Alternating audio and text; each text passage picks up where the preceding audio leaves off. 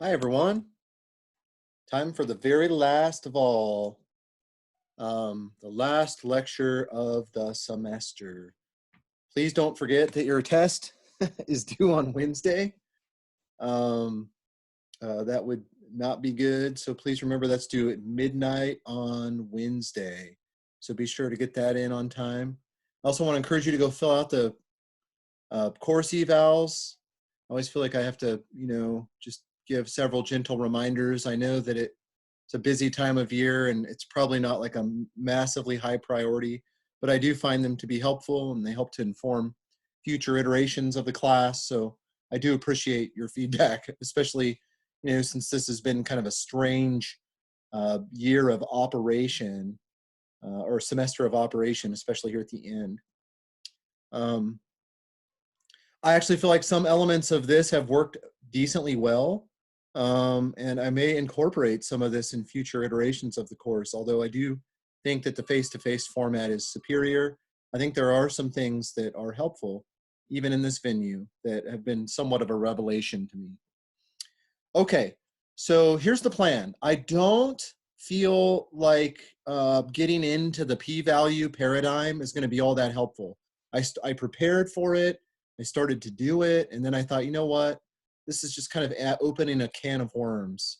I think it's something that you could read through on your own in the slides and, in the book. But I just don't know how helpful it would actually be on the whole. What I think is more helpful is for me to explain more thoroughly the connection between the testing procedure for hypothesis tests and the connection to confidence intervals, the connection to confidence intervals. So that's what I'm going to do. It's going to be very short, and I just want to articulate that well so that you don't have any lingering questions in your mind about what's going on with the connection between those two. So I'm going to do it in the venue of, we know the population standard deviation, but the procedure is exactly the same in the other situations as well.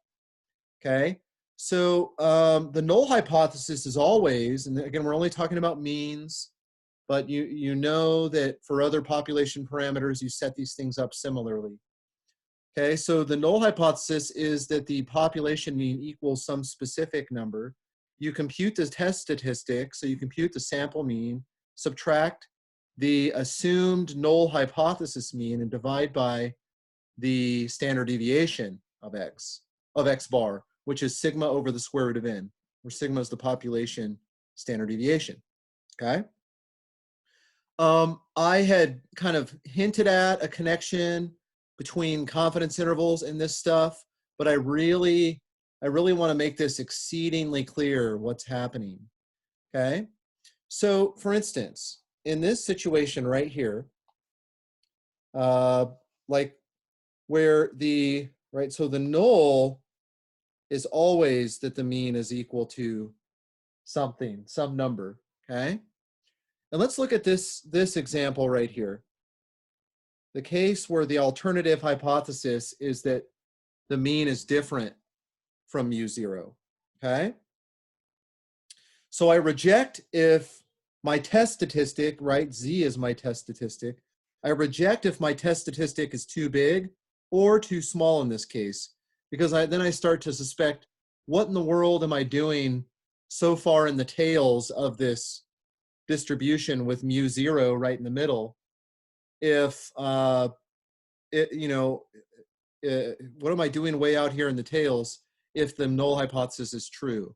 Namely that the mean is actually mu0. Why would I be in these obnoxious tails? Okay, so this rejection region looks like this. Okay, so let me kind of circle this. The rejection region looks like this. Okay, we kind of shift things to 0 because we're in the standard normal now. Okay, and we have z sub alpha over 2 down here, and negative z sub alpha over 2 down here. And this shaded part is the rejection region. Okay, so there's alpha over 2 area here and alpha over 2 area here. And the total of these two is just alpha, right? So I kind of split that between those two tails. Okay, so look at this. You reject, okay? You reject the null if and only if and only if what? Well, the test statistic, which is Z, needs to be bigger than or equal to Z sub alpha over 2, okay? So X bar minus mu 0 over sigma divided by the square root of n is greater than or equal to Z sub alpha over 2, or what else? X bar minus mu 0 over sigma divided by the square root of n is less than or equal to negative Z alpha over 2. And here's the thing. I can kind of rearrange some things. I can multiply through by sigma over the square root of n, add mu 0 to both sides. Okay, and what is this going to end up saying?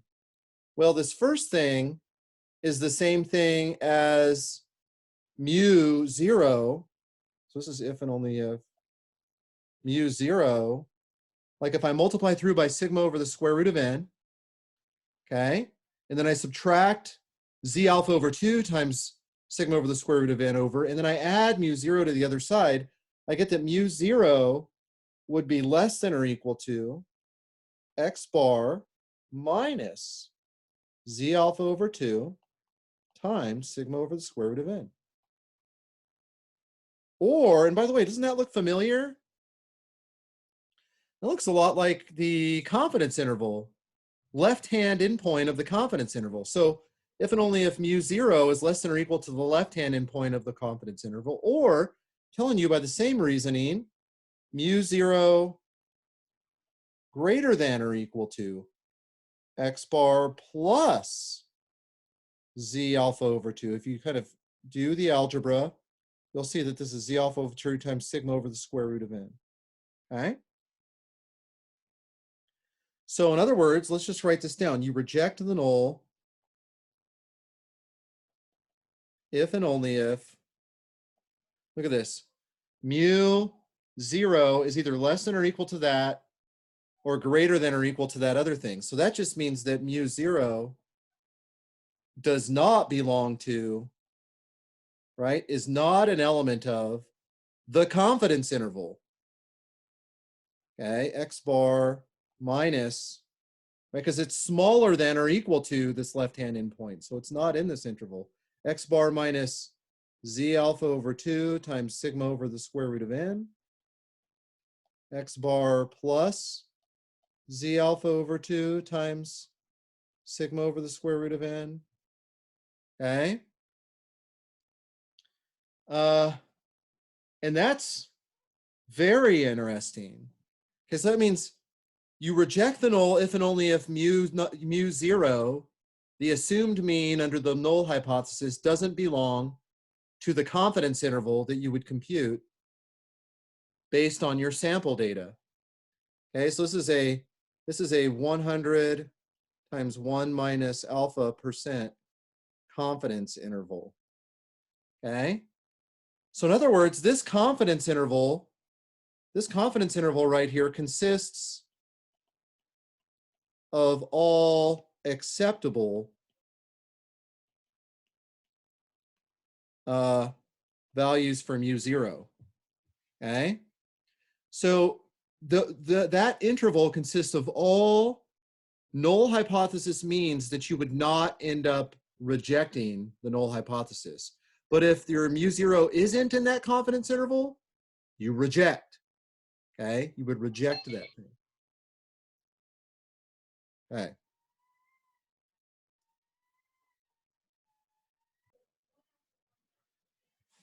All right, so let's look at one other case. We did the not equal, right? And we said, you know, mu not equal is the alternative hypothesis. We said that we reject, or we determined that this is the same thing as saying that you reject So the rejection region, you reject if Z is bigger than or equal to that. So this is reject the null if, what's the confidence interval connection? You reject the null if mu naught doesn't belong to x bar minus Z alpha over 2 times sigma over the square root of n, x bar plus Z alpha over 2 times sigma over the square root of n. Okay, so this is the, again, that's a 1 minus alpha times 100% confidence interval. So again, that confidence interval is the collection of acceptable null hypothesis means given your sample data. If it doesn't belong to that confidence interval, your mu 0, you reject. Okay, so that's the beauty of what's happening here. Okay, so what else? So let's look at this one right here. Okay, let's look at this one right here, the upper one, and then we'll be done. Okay, because this was kind of like what we did in that second example in the last lecture. Okay, so you reject, look at this, you reject if Z is bigger than or equal to Z alpha. So here the picture, if you will, looks like this. Okay, and then you have Z alpha up here. So this, all of the alpha is in this right tail in this case. Okay. Okay, so this means, you know, Z, which is equal to this, being greater than or equal to Z alpha. Okay, that happens if and only if what? Well, let's kind of move stuff around like we did before. So mu 0 would be less than or equal to what? X bar minus Z alpha times sigma over the square root of n. Okay, and so this is true if and only if what? Well, if mu 0 is less than or equal to that, that means that mu 0 doesn't belong to this confidence interval. It's a one-sided confidence interval, where x bar minus Z alpha times sigma over the square root of n is a lower bound.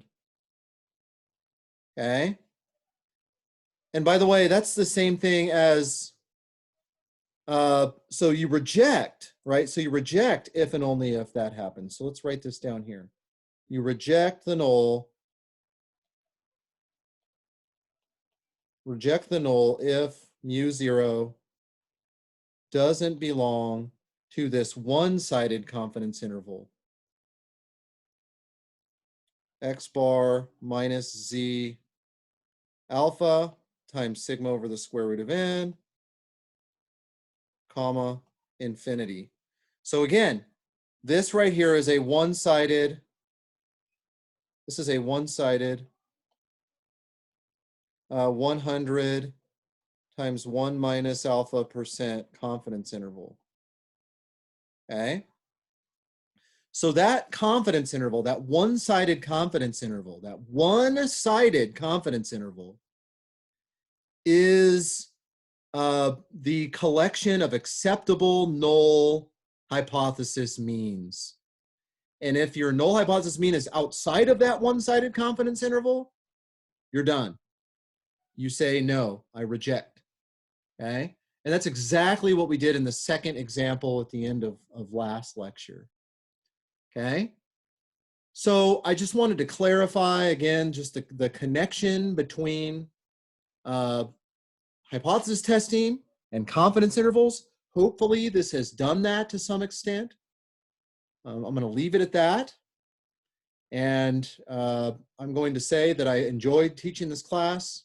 It's been kind of a wild ride, wild set of circumstances, but hopefully this has been a decent transition for you. It's been somewhat fun and revealing for me in some ways, although I do much prefer the face-to-face venue. Appreciated you guys, appreciated getting to know you. Hopefully your zeal for, probabilistic ideas and whatnot has been enticed. And this will give you the foundation you need to, continue to pursue your goals as it pertains to mathematics off into the future. Thank you for everything that you've done. Appreciate y'all. Hopefully I'll see you soon.